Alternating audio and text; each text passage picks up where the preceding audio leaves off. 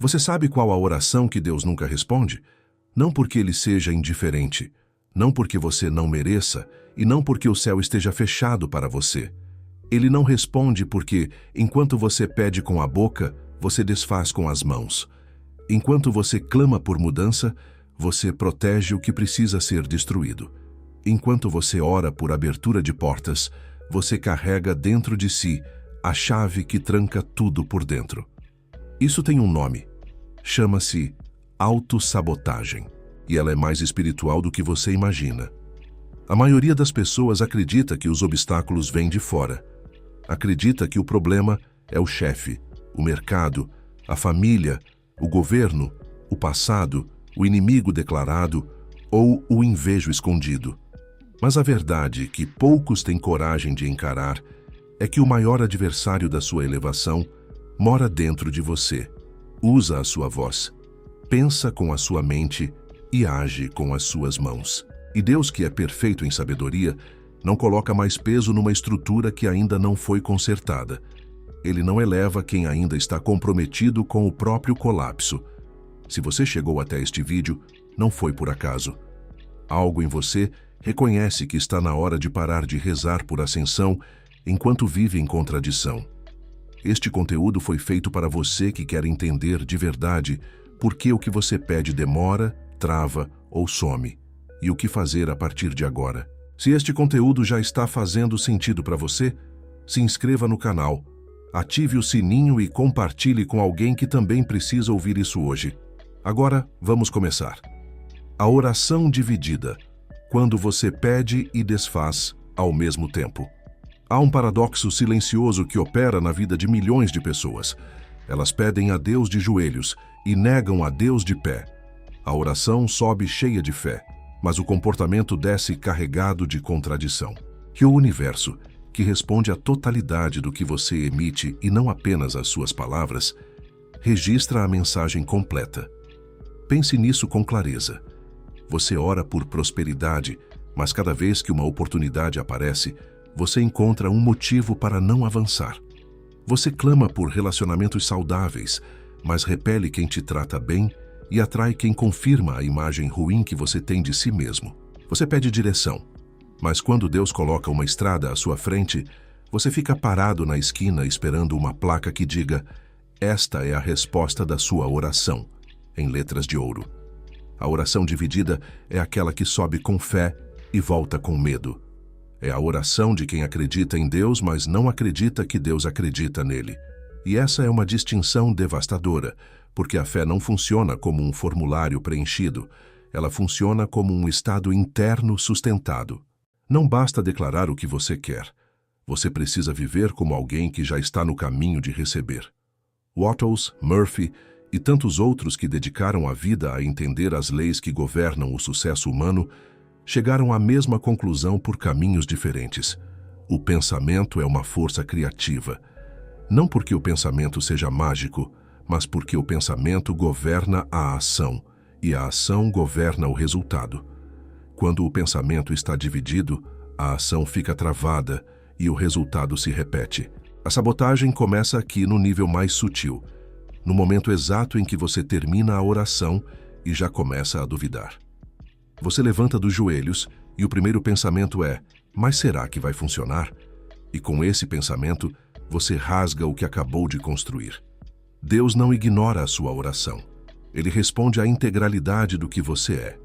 E enquanto você for uma pessoa dividida, que pede uma coisa e teme outra, a resposta vai continuar parecendo silêncio. O céu não está mudo. Você é que está enviando sinais mistos. A solução não é orar mais, é orar inteiro. É aprender a sustentar internamente o que você declara externamente. É tornar a sua vida uma continuação da sua oração, e não uma contradição dela.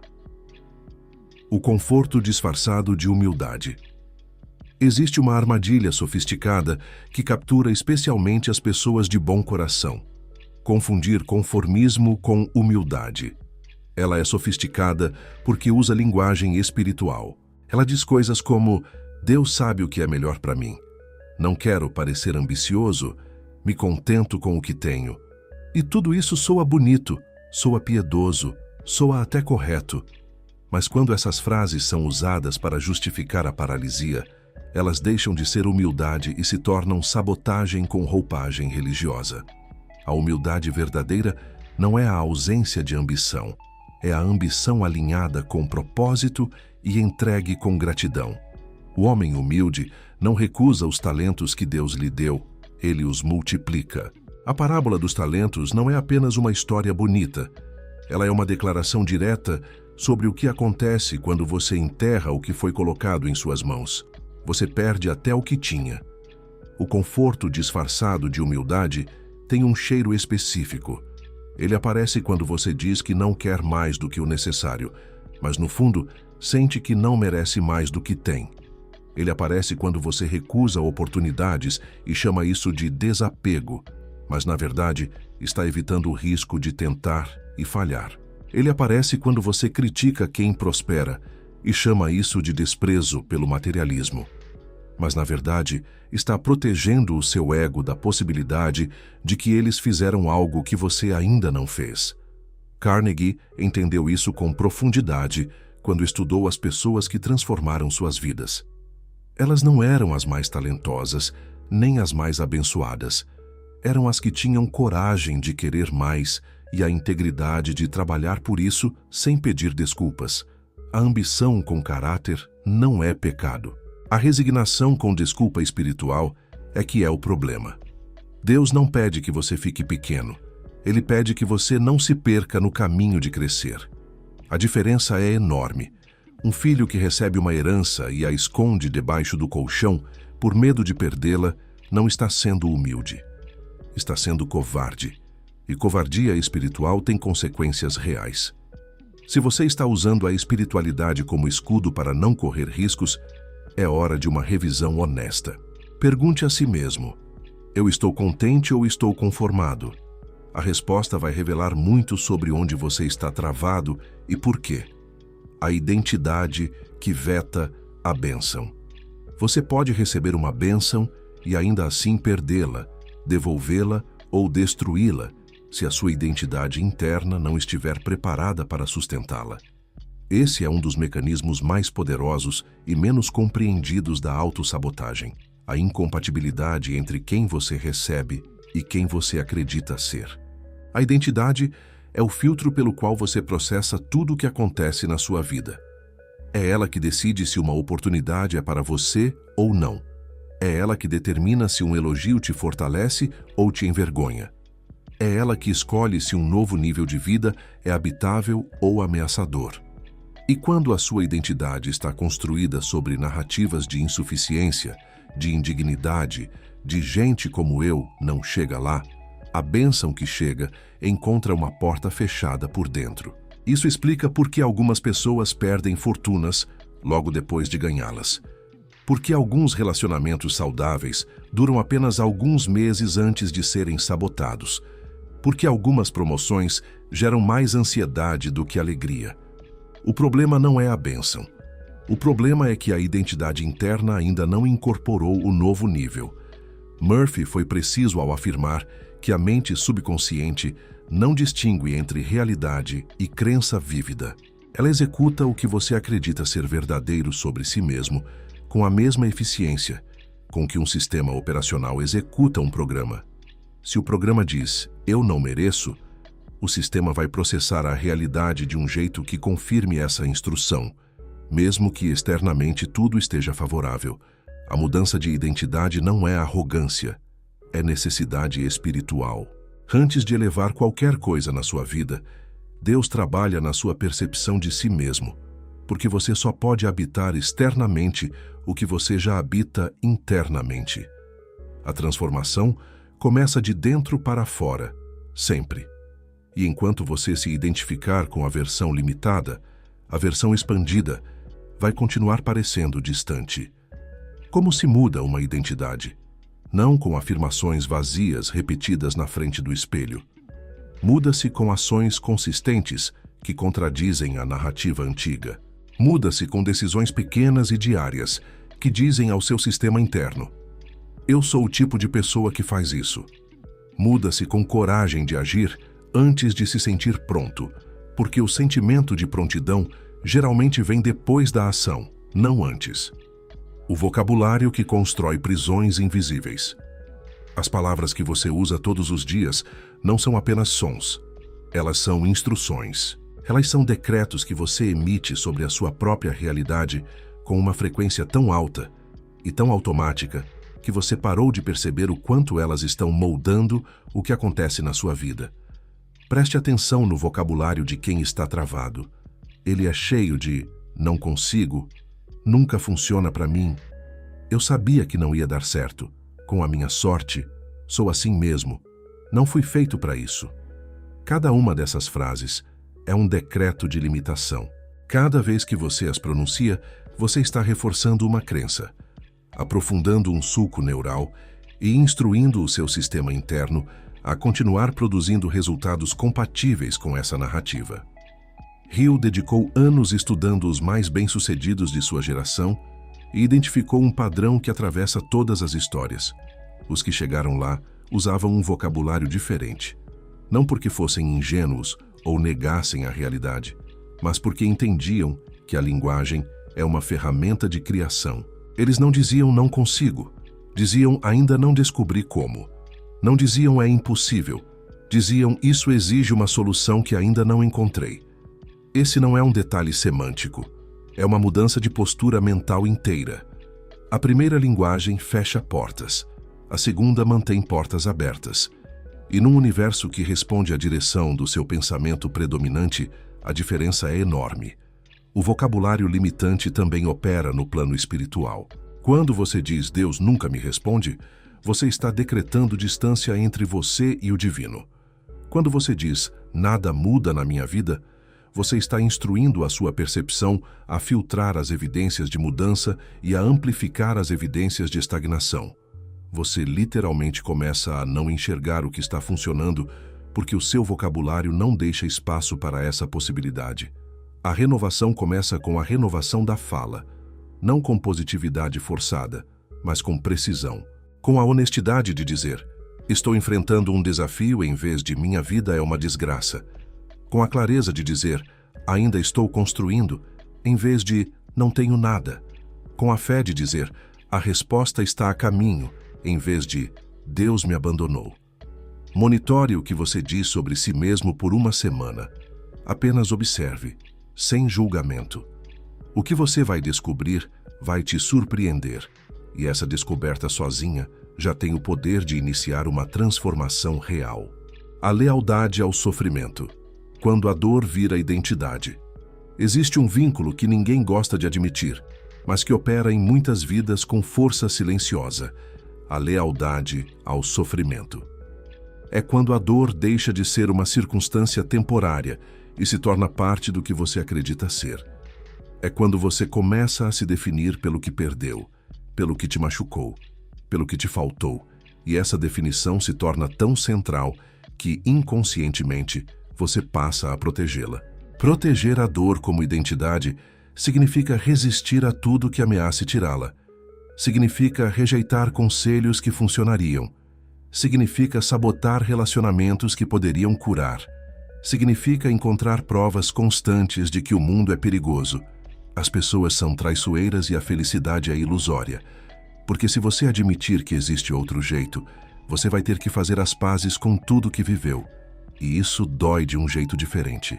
Mandino escreveu sobre o poder das escolhas diárias, de forma que tocou milhões de pessoas, justamente porque ele mesmo passou pelo fundo do poço e teve que fazer a escolha mais difícil: soltar a narrativa de vítima e assumir a narrativa de autor. Não porque a dor fosse mentira, mas porque a dor não poderia ser o último capítulo. Deus não pode elevar quem está comprometido com o sofrimento como identidade. Não porque ele não queira, mas porque a elevação exige que você abra mão da história que justifica onde você está.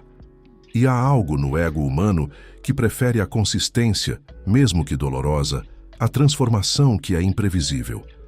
É mais seguro continuar sendo aquele que sofreu muito do que arriscar se tornar aquele que superou e floresceu, porque o segundo exige responsabilidade e o primeiro oferece desculpa. Isso não é fraqueza, é humano. Mas reconhecê-lo é o primeiro passo para sair dessa armadilha. Pergunte a si mesmo, com honestidade brutal, qual vantagem eu obtenho ao manter essa dor viva? A resposta pode ser atenção, justificativa para não agir, proteção contra novas decepções ou simplesmente uma identidade conhecida em meio ao caos. Seja lá qual for a resposta, ela vai iluminar o mecanismo que está operando. Soltar a dor como identidade não é apagar o que aconteceu, é decidir que o que aconteceu não tem mais autoridade sobre o que vai acontecer.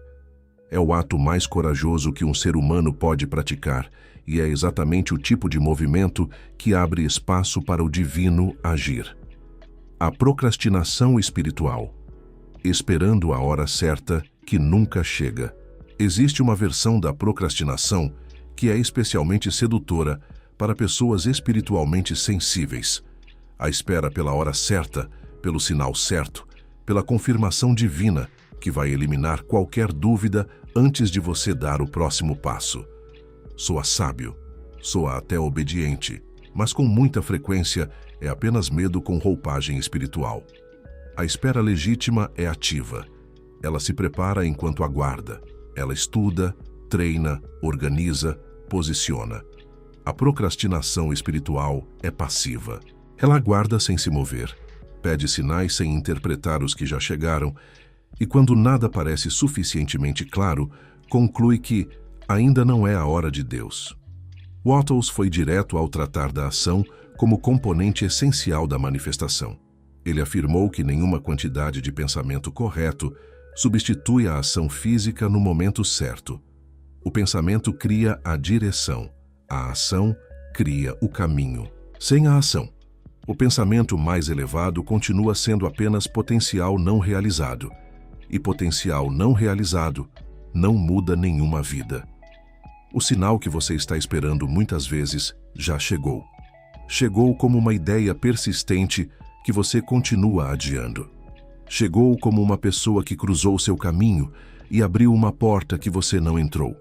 Chegou como uma oportunidade que você analisou demais e deixou passar. Chegou como uma voz interna que disse, vai, e você respondeu, depois. A procrastinação espiritual também tem uma dimensão de arrogância que raramente é reconhecida. Ela assume que Deus vai continuar apresentando a mesma oportunidade até você estar completamente confortável. Mas o tempo tem uma direção, as estações mudam, e algumas portas não ficam abertas para sempre. A fé real não espera a ausência de medo. Ela age apesar do medo. Hill chamou isso de decisão como princípio. Os que chegaram lá não eram os mais informados nem os mais seguros. Eram os que tomavam decisões mais rápido e ajustavam o curso enquanto avançavam. A paralisia pela análise é inimiga do progresso, e a paralisia pela espiritualidade é sua prima mais perigosa, porque ela parece virtude enquanto produz os mesmos resultados do medo comum. Se você está esperando pela hora certa, pergunte a si mesmo, o que eu estaria fazendo diferente se eu soubesse com certeza que Deus está comigo nesse caminho? E então, faça exatamente isso. A confirmação, na maioria das vezes, vem durante o movimento, não antes dele. O ambiente que confirma o teto. Você se torna a média do ambiente que habita, não apenas das pessoas com quem convive, mas dos conteúdos que consome, das conversas que tolera, das ideias às quais se expõe e dos padrões que aceita como normais. E quando o ambiente está calibrado para mediocridade, para reclamação, para limitação e para conformismo, ele funciona como um teto invisível que impede qualquer elevação acima do que aquele ambiente considera possível. A autossabotagem ambiental é das mais difíceis de identificar porque não sente como autossabotagem, sente como pertencimento, sente como lealdade, sente como ser grato pelo que tenho e pelas pessoas que estão comigo. E há algo verdadeiro nisso, mas há também uma linha tênue entre gratidão e estagnação programada pelo ambiente. Carnegie dedicou parte significativa do seu trabalho a entender como as pessoas influenciam umas às outras, e sua conclusão foi clara. Quem você decide manter próximo é uma das decisões mais estratégicas da sua vida, não porque pessoas de menor êxito sejam inferiores, mas porque todo ambiente tem uma cultura, e toda cultura tem um padrão do que é considerado normal, possível e aceitável. Quando você começa a crescer, e o ambiente ao redor começa a te chamar de arrogante, de diferente, de esquecendo de onde veio, isso não é necessariamente sinal de que você errou. É sinal de que você está saindo do padrão de normalidade daquele ambiente. E os sistemas tendem a puxar de volta o que está se desviando. É uma lei de grupos, não uma lei de Deus. Deus não pede que você abandone pessoas. Ele pede que você não abdique do seu crescimento para manter o conforto de ambientes que não comportam mais a versão que você está se tornando. Às vezes, isso significa expandir o círculo. Às vezes, significa ter conversas difíceis. Às vezes, significa consumir conteúdos diferentes, frequentar espaços diferentes, expor-se a referências que o seu ambiente atual nunca consideraria.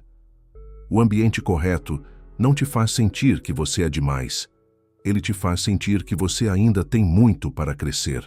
Ele te desafia com amor, te confronta com verdade e te inspira com exemplos concretos do que é possível.